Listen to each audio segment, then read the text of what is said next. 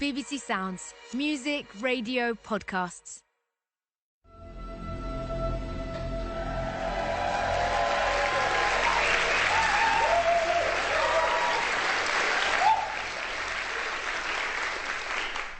Hello.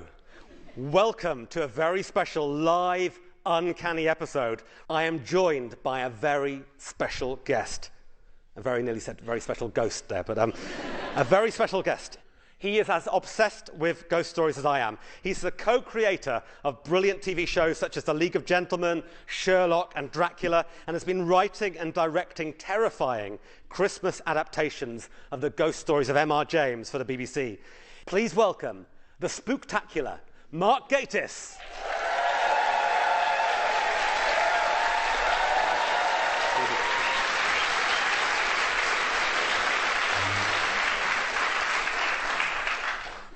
Mark, you are an Uncanny listener, aren't you? Yes, I am. I'm an obsessive Uncanny listener. I listen to it running, often running away, and there were at least a couple of occasions when, especially running along a canal path, I found myself actually looking over my shoulder because it was getting a bit dark, and I thought, this is the wrong thing to listen to around now. I want to talk to you about your personal interest in ghosts and how it's inspired your work, but also I have some brand new Uncanny cases for us to discuss. Oh yes, oh yes. Do you think for this special episode you could be an honorary expert? I am an expert. Yes, please. Good, good, good. Well, shall we do the intro then? Yeah. Are you ready? Yes. Okay. I'm Danny Robbins. I'm Mark Gatiss. And this is Uncanny Live.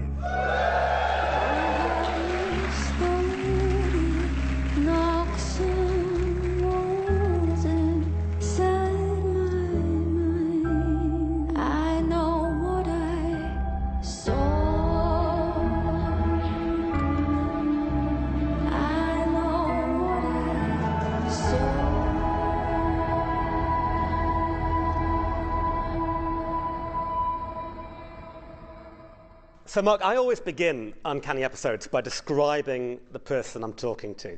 And it's something that you get in a lot of literary ghost stories, isn't it? Especially M.R. James, that thing of the laying out of the credentials of the witness, the proving that they are a person of rational mind. I've noticed you always talk about their hair, though, so I'd rather you didn't. A person of rational hair.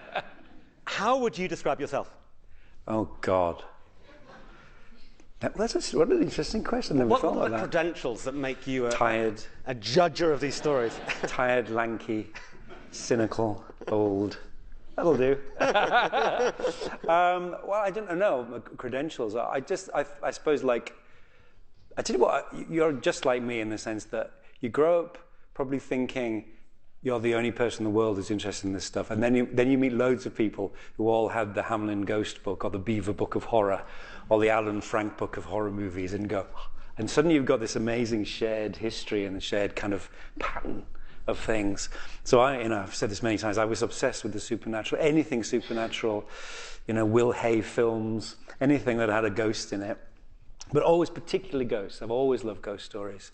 And I've responded to them, I think, in a different kind of way. So, I know quite a bit. I've read lots of stories, both fictional and supposedly true. And I am very much a skeptic. I use that quote, which I used in the ghost story years ago. And I found it in a wonderful book called Footsteps on the Boundary of Another World. And in the introduction, someone says, "I don't believe in ghosts, but I'm afraid of them." And I've always that's what I think. Yeah, absolutely, absolutely. So you would pin your colours to Team Skeptics Master? Yeah, I think there's something in it. I just don't think we know what it is. I don't think it's dead people.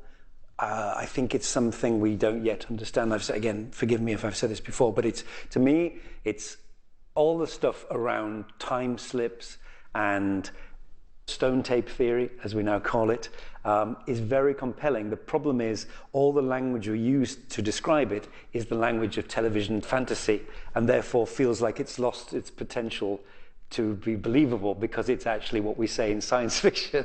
Have you ever had an experience yourself that you feel that you can't understand? I'm having it now. Okay. Good. implausible. Yes, I have. I mean, I tell you, I tell this story, and I'm very skeptical about it myself because it shouldn't happen to me because I desperately wanted it to. But many years ago, I was living in a squat in Leeds, one of many, and my friend Roger lived in a house, big Victorian pile. He had a room in the attic room of the house.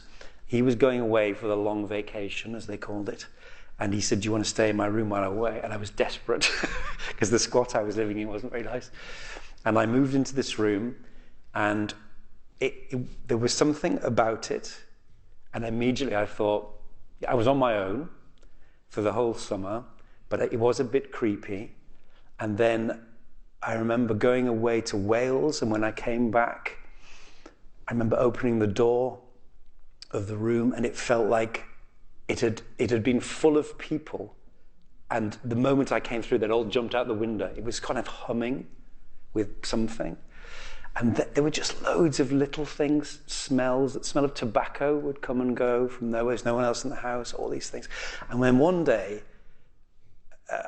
right, it was very, very warm. I was asleep on top of the covers because it was so warm. And I woke up, and it was so cold, I could see my breath in the air. It's absolutely true. And the radio was on of its own accord. And I rang Roger the next day, just casually, and he said, "Are you okay?" I said, "I didn't sleep very well." And he said, "Have you seen it yet?" I said, "What do you mean?" He said, "I think the room might be haunted." I said, "I think it might be haunted." And then, long story. I mean, we did exactly the same as you. We did due diligence. We met a few people who had lived there before, and they all had something odd. There's a guy. It wasn't occupied, but he used to use it for revision. And he said I had to stop because I always felt someone was looking at me, and that was without any kind of warning. And then many months later, I moved to Bristol, and Roger rang me one day and said, "You'll never guess what's happened." He was leaving Leeds, and he'd had a dinner party, and one of the guests was this young man who everyone at Leeds University thought had some kind of second sight. And Roger hadn't told him anything, at least he told me not. And sort of between courses, he said, "Do you mind if I have a look around the house?" And he went straight up to the attic room, and he came back down, and he said, "Have you experienced anything odd?" And Roger said, "It's funny you mention that." He said, "That's my room." And he said, "There was someone waiting on the threshold of that room, and they're still there." It's good, isn't it? It's very good. It's very good. But I think I'm skeptical of myself because I wanted that to happen. I was on my own. It was a warm summer. Atmospherics happen. Temperatures drop. You know, I don't know. So What's interesting, though, is that so many of the stories that I receive are when people are students at university. And I think there's one constant through the vast majority of the stories I get, which is... Yes. No, it's these transitional stages of our lives, you know, like being a teenager, going away from home, becoming a student, moving house, moving into a new house, maybe breaking up in a relationship or losing somebody you love. And I think it's a moment where there's a shift and you're without the usual support network around you. And you're in a moment where you're more alone, I guess. And I wonder, I think you can look at that from both belief and skeptic points of view. And I think you could say that makes you more likely to imagine things, or you could say that it makes you more open to receiving stuff. And maybe, you know, there's been this rise of reports of ghost sightings during the pandemic. And I wonder if that coincides with the fact that we are suddenly in this moment in time when we've been so much more solitary. You know, is it that we are more attuned to these things in the way that, you know, you step out and you can hear the bird song away from the traffic? I mean, it's a fascinating thought because it's whether you're, you know, becoming a receiver, if you believe that sort of thing, or whether you're just feeling detached from your usual comforts or slightly alienated. I mean, you can feel sensitive in a lot of ways without having to over-explain that. Where did your interest in ghosts start? Gosh, well, I don't know. I mean, I saw First horror film I saw was The Brides of Dracula, and I was 4. And I always tell this story, but I used to think my parents were incredibly liberal, and then I would say this in interviews. Then I had a kind of revelation that I realized it was just because we had to watch what my dad wanted to watch, so he just didn't mind. That's why we watched it. I was just instantly gripped, but I have very strong memories of the Lawrence Gordon Clark, M.R. James stories, and that confluence of Christmas and ghosts, and also one of the very first films I saw was the Albert Finney Scrooge, and it profoundly affected me. It still does. It echoes through my life, that film. I did Christmas Carol finally last year and played Jacob Marley because I'd always wanted to, because of that. So I think, and I don't know, as much as I love all kinds of monsters, I love the form of the ghost story. I love the idea, particularly of a lost soul. I love the different aspects of it, that you can have very malevolent ones, you can have quite charming ones. Were there real life ghost stories that interested you as a kid? Oh yeah, well, that Hamlin book, Borley Rectory, obviously. I was obsessed with those true life stories, and the 70s was like everything was about supernatural, everything, even even nationwide. I mean, the Enfield haunting must have come when you were about 10 or 11. I remember it very well, and it was like in that way those things were linked together. It was like there was something in the air, not just in children's drama and everything, but it was just a constant. It was a big staple of telly, just as a form. And then it seemed to be all over the news. Yeah, I mean, how familiar are people here with the Enfield haunting? It's kind of like the most famous British haunting, but I'm not sure everybody knows it. But are we generally fairly familiar? Yeah. I mean, it's such an interesting case. And for me, it's almost like the whole of belief and skepticism pours into this case. And it pours into one moment in the case, which is that photograph of Janet Hodgson in the air.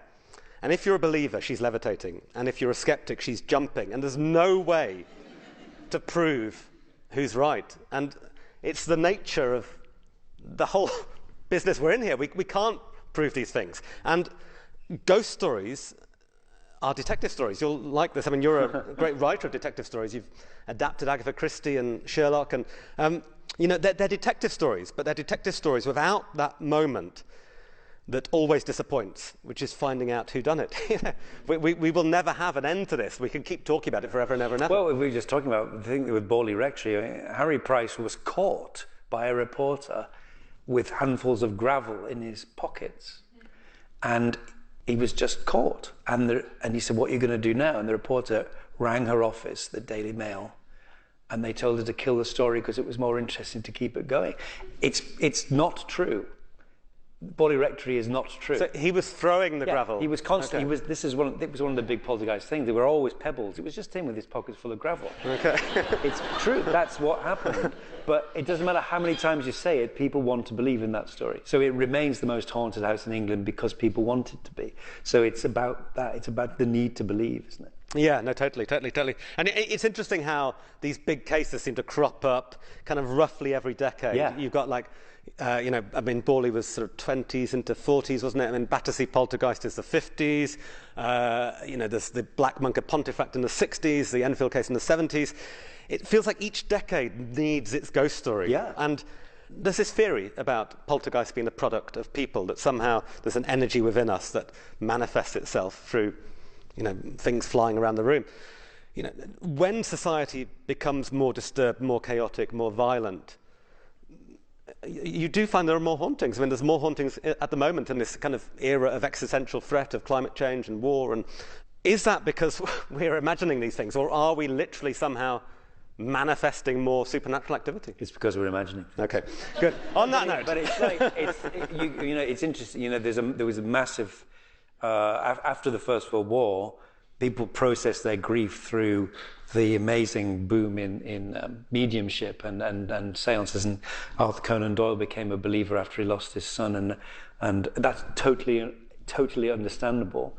But maybe it's more retrospectively, people are thinking there's a build-up towards the Second World War because of a coming crisis, as opposed to a response to an actual crisis. But it's totally, again, as you say, it's totally understandable if people locked up for 2 years, they may well see more because they're around more to see things, but also they're turning in on themselves. We all did. So you might become more introspective and you might wonder more about the beyond, and you might therefore start to see things.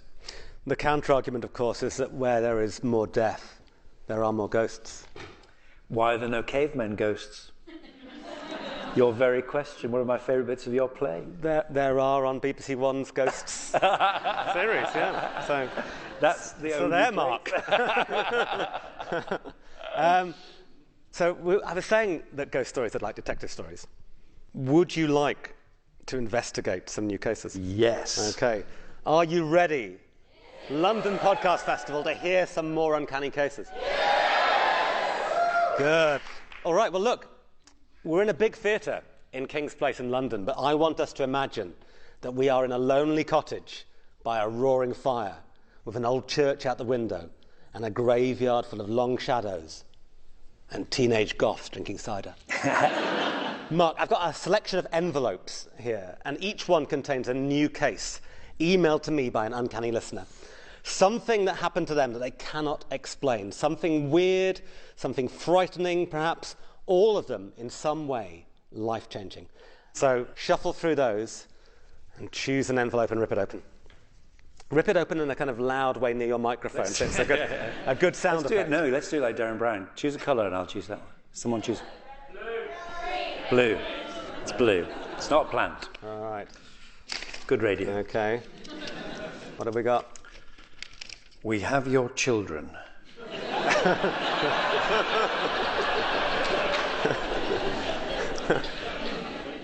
Do you want to read it? Shall I read it out? Yeah, give us the title again and then... The Case of the Woman in Red.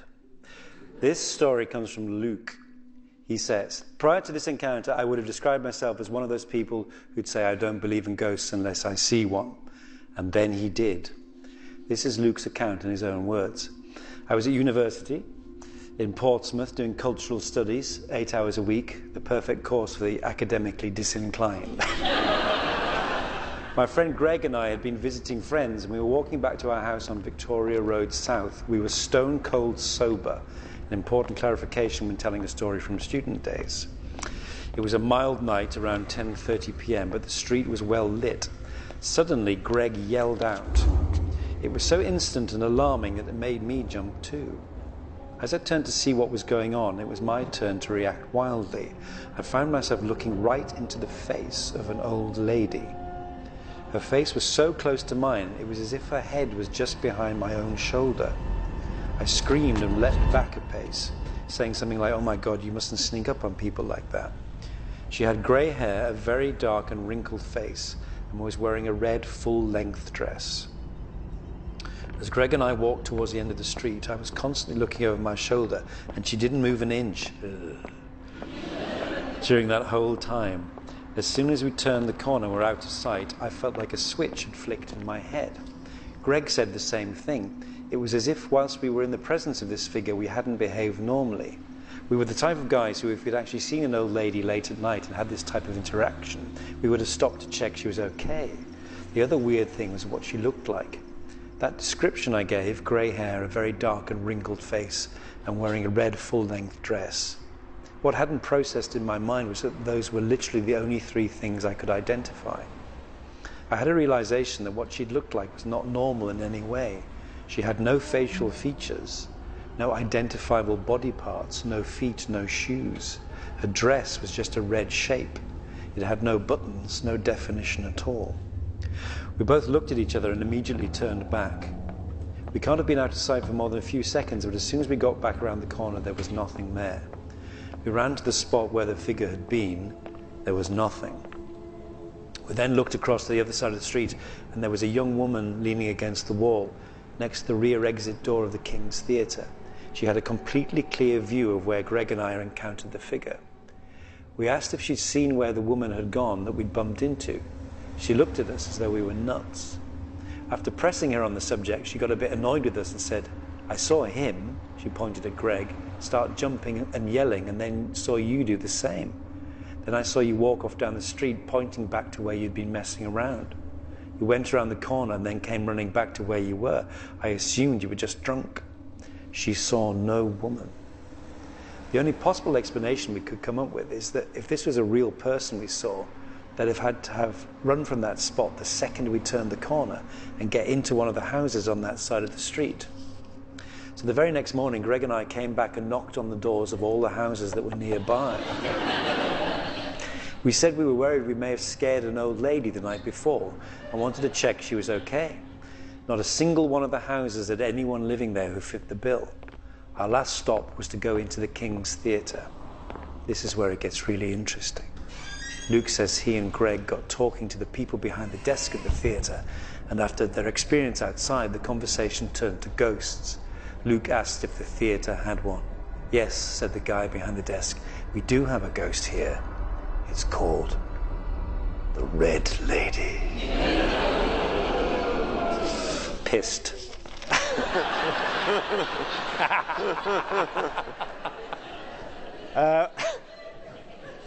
Very good, very good. Oh my God. Oh my God. That's a good one. It's a good one, isn't it? Luke, they're proving that the most terrifying thing associated with red ladies is not Krista Berg.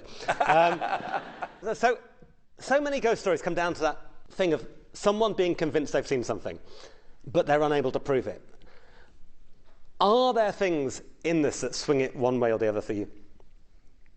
No, because I'm remaining skeptical. I need to find, it needs to be extraordinary, and that it's still within the realms, isn't it? I mean, they've got a credible witness who sees them behaving oddly, but perhaps they had heard early on in their student days there was a theatre ghost and it had lodged in their heads. They saw a perfectly normal thing, which they then, in a slightly spooked themselves state, they misinterpreted. But it's good. It's a good one. We've got two witnesses. Does that make it more credible? Yes, obviously. But then it's infectious. That is a very good point. Because I think this story speaks a lot about the potency of fear. We are hardwired to read each other's fear very quickly. If you were back in the Stone Age and your friend is scared because there's a saber-toothed tiger coming, it's his fear that could save your life. You get away in time.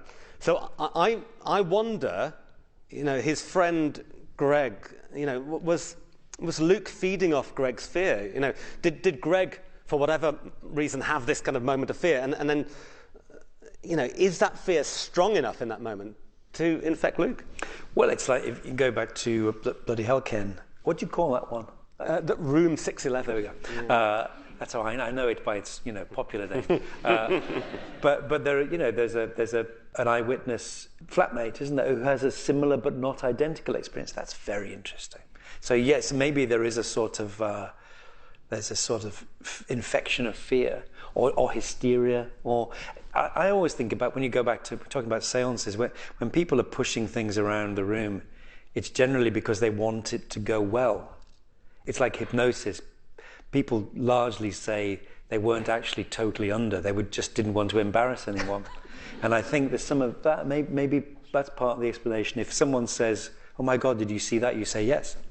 Or you want to join in. There's a lot of studies, isn't there, about the way a question is phrased. So you show somebody some footage of something happening, and then you say, "Did you see the accident?" And then they did, even though potentially it wasn't. Right, let's ask our audience. So I'm going to come out into the audience. Hello. What theories have we got on this? So first off, hands up. Who thinks that this is a paranormal experience? Okay. Quite a few. Oh, quite a few more hands. Keep those hands up. Put them up high. There we go. All right, quite a few. I think, on balance, probably more skeptics. Put your hands up if you're a skeptic here on this one. Yeah, so more skepticism. There we go. Believers. What do we think about this story? What any particular theories on the ghost? Is this the woman in red? Or what do we think's happened here? Anybody got any theories? Yep. Here we go. Hello there. What's your name? Julia. She's escaped from the theatre. She's got bored haunting the theatre. And she wants to scare people outside, so she's just had a little recce outside, and then she's going to go back.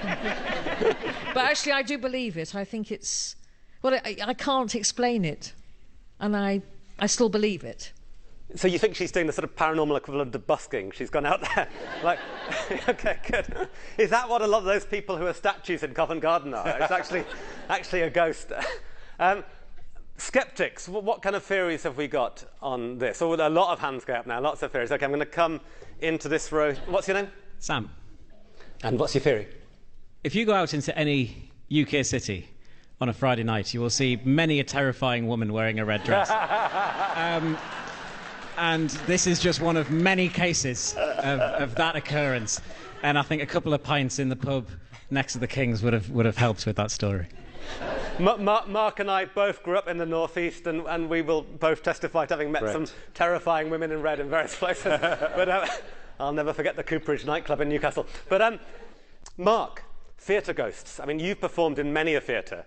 You must have some stories that have come your way. Oh, I've got a great one about Drury Lane, which is a very famous ghost, a man in grey cloak, tricorn hat, and it's only seen in daylight, interestingly.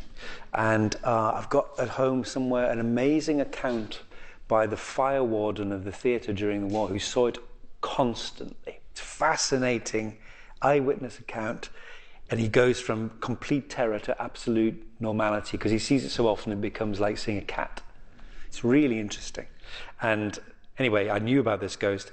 We were doing the League of Gentlemen at Drury Lane, 2001, and we had a photo shoot on the stage, and I was just sitting on the edge of the stage in costume waiting to be photographed, and I looked up right at the gods and I saw it. I saw a man in a grey cloak and a grey tricorn hat, and for 30 seconds I know what it's like to see a ghost because I saw it. And then the ghost said, "The ghost is usually seen in the hours of daylight." And it was a tour guide dressed so disappointed. But there are brilliant. I think is it in Harrogate that there's a butterfly ghost in one theatre. I always remember. Is it Bath? Thank you. Yeah, it's a good look, isn't it? If it lands during a first night, it's going to go well. And things like, and it's a curious. I love little stories like that, and they really do persist. Yeah, there's a lot of them. No, totally. Good. All right, let's have another story, shall we? Okay.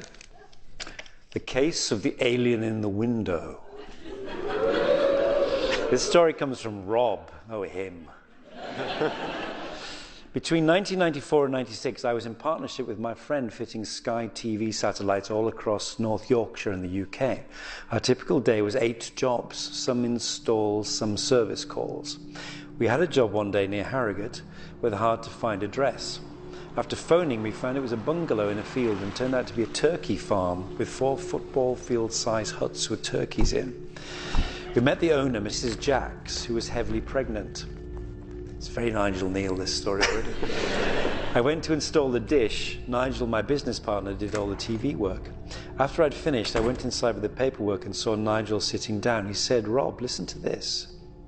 Mrs. Jacks told me she and her husband had only just moved to the area as they'd had an incident in their old village of Sprokeley near Hull. Can I just say Mr. Jacks hadn't been seen yet as he was out tending the turkeys." That's not a euphemism, by the way.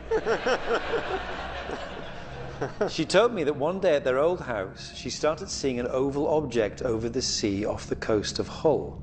She got her 11-year-old daughter to look also. It was weird. You only saw it at certain angles. She described it as mother of pearl looking, and she watched it over 2 days and reported it to the police, but nothing came of it. 2 days later, while sat in her house, she saw figures. Here they are. It's Donald. 2 days later, while sat in her house, she saw figures at the bottom of the garden. She said it looked like they were covered in marbles to reflect light. Her daughter and Mr. Jacks also saw them this time. 2 days later, whilst having evening dinner, something caught her eye and she saw something looking through the window at them. She took a photo and reported it to the police. Within the hour, the police arrived, took her camera, probably some cheap one-use thing, as mobile phones were cameraless back then. The police confirmed then that fishing boats off the coast of Hull had also reported the oval object. At this point, Mr. and Mrs. Jacks made a decision as a family to move because of how the pregnancy may be affected by the stress of it all. Hence, they were now here. Obviously, says Rob, I'm sat there thinking this woman's cuckoo. But part of what Nigel and I do was to show them how to use the new system. So she rang Mr. Jacks, and after 2 minutes he came in all excited that his Sky TV was ready. I said, glad you're enjoying your new farm, and I'd heard he'd had a rough time in Hull. His face changed. He turned to his wife and said, I thought we were not talking about that, nor should we. And then he turned round saying, I don't like talking about it, it upsets me, and left the house. It was the way he reacted, all excited, then just to leave with no demo of his new toy. Me and Nigel spoke about it for months after. It had to be true.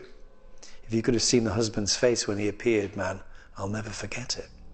Then last month, listening to Uncanny, I remembered all this and started Googling and found this on the Hull Daily Mail website, The Alien in the Window. One of the strangest chapters in the region came in December 1994 when the Hull Daily Mail reported what appeared to be an alien photographed looking through a window of a property in Sproatley. It was claimed that huge dents had been found in the grass outside the property. Weeks later, it was said the photo had been sent to NASA for an explanation. The case was taken up by the British UFO Research Association, but the trail ran cold, and the outcome remains a mystery. UFOs are real. UFOs. No, I do. No, you don't hate me. No, no. They are real. Yeah. I mean, it's interesting, and they're back in vogue, aren't they, after the Pentagon report? I mean, you grew up in the 70s, an era of certainly lots of supernatural horror, but also lots of UFO movies, things like Close Encounters. How interested are you in UFOs? How interested were you growing up? I'm less interested in ghosts, but I do find them fascinating. When I say they're real, they are real because they are unidentified flying objects. But also that NASA report the Pentagon report is amazing. What are they? Nobody knows. I mean, they just routinely, there was one the other night above a big American ship. They don't know what they are. And you watch, they drop from the sky, they appear to go into the ocean as if through dimensions, and it's just sort of, it's there, but it's never on the news. And at incredible speeds. Have you seen the videos at all? There's some amazing videos out there of pilots watching these things happening. Yeah, they're quite striking. Talking about the 70s, it's not like it used to be with like a tiny bit of 8mm footage on Arthur C. Clarke's Mysterious World. People are filming them all the time. Something is going on, and actually the Pentagon is going, we don't know what they are, which is not the same as like there's no such thing. It's quite scary. With this story, the really interesting thing for me, I think, is that the thing that convinces Rob is the look on Mr. Jacks's face. And again, it's that power of fear. I mean, in a way, it's a supernatural story, isn't it? Because something disquieting has happened to them, whether it's an alien or what. Something weird has happened and it's upset them, which again is part of the same fabric of like a poltergeist. Yeah, it's a good point, because I think I'm quite struck by the differences between ghost stories and UFO stories. And like you, I was much more of a ghost man than a UFO man. But then I got really interested in UFOs making the first series of Uncanny. And ghosts often come from this period of build-up. You know, you move into a house, there's a time of feeling uneasy, you hear little noises, and it kind of builds. UFO stories are so often just a moment, you're driving down a road or walking down, and you just see this thing, and it's a split second. But actually, this story here does feel more like a haunting. It feels like these aliens, if you like, are stalking Mrs. Jacks. How many people here believe that one day we will discover aliens? Wow, a lot. Okay, a lot. That's good. Has anyone in the audience ever seen what they believe is a UFO? Yeah, okay, hands. All right, I'm coming back down. Here we go. Right, hello. What's your name? Andrew. I've seen two, one when I was a teenager and one which was literally just a couple of months ago. So yeah, when I was a kid, I was on a paper round and I saw a light move up to the centre of the horizon, pause, and then shoot off. And okay, that's checked out. And then I was staying with a friend on Chanctonbury Ring near Brighton literally a couple of months ago, and we were doing a wild camp and we looked up in the air. There was a beautiful moonrise, and we were just kind of looking at the stars. We both looked up, and there were three lights dancing round each other right up in the sky. They looked like stars, and they were dancing round each other, far too high to be drones. They weren't making any noise, and then one of them sort of shot off in an erratic way straight down across the sky. And it was, we both looked at each other and went, "Did you see that? Yeah, that was legit, wasn't it? Yeah, that was legit." And you know, his mate has theories on there are UFOs around there, but it was that sort of thing where It's not. It wasn't a satellite. It wasn't a plane. It moved. They moved erratically around each other, and then one of them shot off. It was a thing. It was, unidentified and flying, and objects. The best combination possible. Because identified flying objects, that's impressive. Yeah. You wrote a lot of Doctor Who, obviously, and that's somewhere where you were able to create your own aliens. I mean, was that a fun, imaginative place to go to? Oh God, yes. The challenge really was just trying to come up with something different. But I remember Stephen Hawking said, which I remember chilling me. He said, if we do meet aliens, they are more likely to be like the Daleks. They are more likely to be aggressive, imperialistic, monsters, because they're the ones who will have pushed out into space. It's like, oh no, because we want them to be like E.T., don't we? I think that I was quite struck by that. The thing is that it's much easier to believe in aliens because there obviously must be life elsewhere. There must be. It's statistically inevitable. There are billions of Earth-like planets. It might be completely different. It might be very similar, but that's just like a sure bet, isn't it? Whereas belief in the afterlife is a sort of punt. So I think obviously there is life out there. We just don't know what it is, and we're unlikely to meet it because we're so insignificant. If you could only choose one, Daleks or Cybermen? How dare you? Well, I've always loved the Cybermen more. Me too. Me too. Terrifying. There's one envelope left. Can I read this one? Yes. Is that okay? Here we go. Let's have a look. Hurry! A voice in the dark. This is from David. So he's 34 and he works on the Isle of Man as a teacher. That's his credentials. His experience happened on a university trip to Romania. This is what David wrote. So in 2007, I was studying drama and theatre studies at Chester University. As part of the course, we had a second-year trip to Romania. A group of us travelled around the country, working with students and helping them use English through drama. One town we stayed at was Piatra Neamț. We were in a hostel opposite a small, rather run-down-looking zoo. It was rather surreal because at night, you could hear a lonely lion roaring. When we arrived, we joked the place was quite like an asylum. The shower room was communal and had big jail-like bars over the large window, and all the ceilings were very high. We were told that it had indeed been an asylum, which felt a bit weird, but we didn't think too much of it. There were 3 boys on the trip, David says, myself, Sam and Alex. We were in a room with 4 beds. As you entered the room, there was a small wardrobe on the left with 2 beds by the wall and another 2 beds above these by the window, and we were 1 floor up from the ground floor. I took one of the beds by the window with Alex opposite me, and Sam was in the bed by my feet and nearest the door. There was nothing else in the room bar a small table by the window, no TV or other electronics. We had stayed a night and everything was fine. We didn't feel anything off about the place and we were enjoying our trip. The second night, though, things took an unexplained turn. We came home after getting food and popped into the girls' room to chat before bed. Their rooms were either side of ours, and we could just hear the muffled sounds of them talking and laughing when we were in our room, as there wasn't any sound in that area of the building, apart from the odd car passing on the road, which we could hear through the window. It was such a quiet place. When Alex and I arrived in our room, Sam was already asleep, lightly snoring. I said goodnight to Alex and turned to face the wall.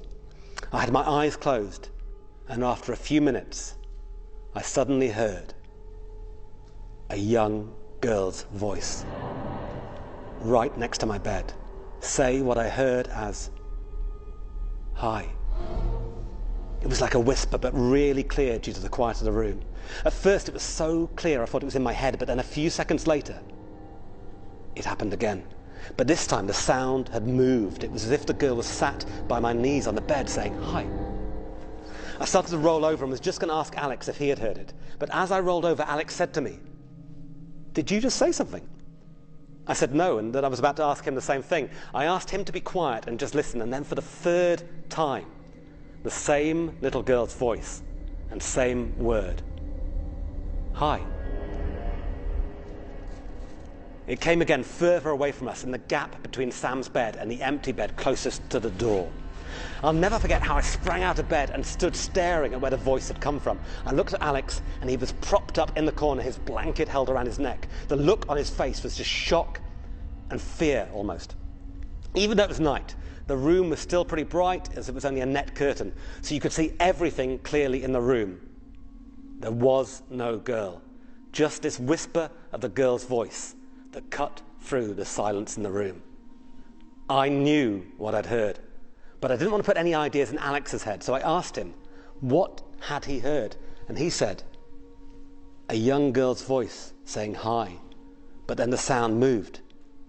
I had heard the exact same, which felt crazy. We tried to rationalize it, that we couldn't think of anything that it could have been. Sam was still fast asleep. The voices of the girls next door were as muffled as before. We knew it wasn't them, and no sound came from in there now. And the sound itself had moved inside the room, starting by my ear, to the end of my bed, and then towards the door. The only thing we could say to make us think it wasn't a ghost was that hi is an English word. How many Romanian ghosts would be speaking English? This is where the story again takes a bit of a turn. When we went downstairs, some of the girls from the room next door were talking about how they'd had trouble sleeping, as two of them had felt there was someone in the room with them. It made them on edge. So Alex and I said, well, you'll never guess what happened to us. We told them the story and got to the part about hi being an English word. Well, sitting with the girls just happened to be one of the children we'd been working with. And he turned and said, but that is a Romanian word. So I looked it up, says David. And someone in the audience can help us do this now. Is there someone out there who can get Google Translate up on their phone? Has anybody got their phone switched on? Get Google Translate. You got it? Okay, brilliant. I'm going to come to you. Set it to translate from Romanian into English. Now type in H-A-I-D-E.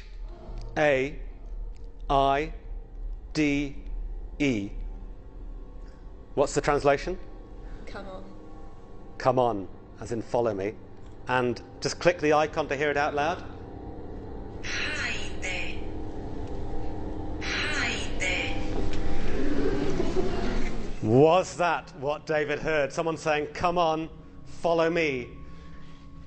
He wraps it up by saying, if you think about the movement of the sound by my ear, then onto my bed, then towards the door, I do wonder now if I had gone out the door into the corridor, what would have happened? What would he have seen?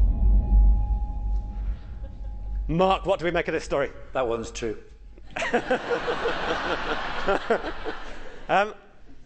That is weird. That is weird, isn't it? It's very creepy. Very creepy. Yeah, especially the movement of the sound. That's very creepy. I mean, there's so many aspects to this. The fact that they both hear it, the fact that the girls have heard something as well. The proximity of the girls worries me. Proximity possibly of a girl saying, come with me. A show of hands, who believes that story was paranormal?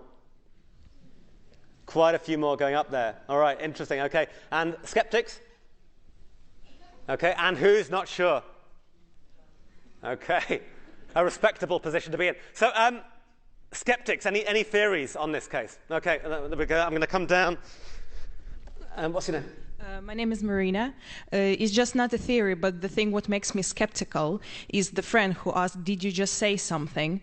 And then he said that he distinctly heard a girl saying something. So why he would ask his friend if he said something, if he distinctly heard a girl's voice? Very interesting. That's a good point. I like it. This is great detective work. Any other theories? Any other skeptic theories? Right over the other course. You're right over the other side of the theatre. Of course you would be. Okay. Wow, I feel like Anneka Rice now. There we go. Yeah. Well, that's a dated reference. Right, okay. What's your name? My name is Karen. Part of it, I think, is the power of suspense. You know, the fact that they were in an asylum and it built up over time, and also the fact of coincidence. In that, you know, things happen all the time and you might not notice it, but if it's a coincidence, it could just be a mathematical, you know, coincidence, and people think that it means something when really, if you think about the amount of time things happen, you don't, you know, equate meaning to it. It just so happened that it sounded like the word hi, and so people, because they would like to associate meaning with things, just decided that it was actually a word when it was just a sound. Well, yeah, it's really interesting. There's this thing, pareidolia, about us, our brains wanting to interpret randomness in the universe and make patterns of it. So we see the man on the moon or the face of Jesus on a slice of burnt toast, and we do it with sounds as well. We definitely hear things and then ascribe, you know, words to them. And, you know, EVPs, are we familiar with electronic voice phenomena? You know, you listen, you've got these sounds recorded at a haunted location, you listen, you try and find words, and there's many really, really convincing ones, but the question is always, you know, is it like the Rorschach test? Is it about what we want to see, the eye of the beholder or the ear of the beholder? You said you were team skeptic at the beginning, Mark. Have any of our cases today pushed you closer to the brink of belief? I am now a complete believer. Okay, good. No, I mean, they're brilliant. I mean, I love, one of my very favourite things to do, if you ever get, you know, enough people after like a dinner party or whatever, if you get people together in the right atmosphere and say, does anyone have a ghost story? And you can collect them. And, you know, people tell old urban legends as if it's happened to a friend of a friend or something. And then usually there's one person, like in an amicus portmanteau at the back, who says, something happened to me once. And they tend to be actually rather brilliant, you know. So there are always weird stories, and I love them all. You just have to, some of them are just more convincing or just odder than others. But you know, like David Duchovny, I want to believe. That is the end of this very special Uncanny Live. Thank you so much to my very, very, very, very, very, very special guest expert, the remarkable Mark Gatiss. Sleep well and pray you don't hear the voice of a small Romanian girl in your room saying, "Hi there."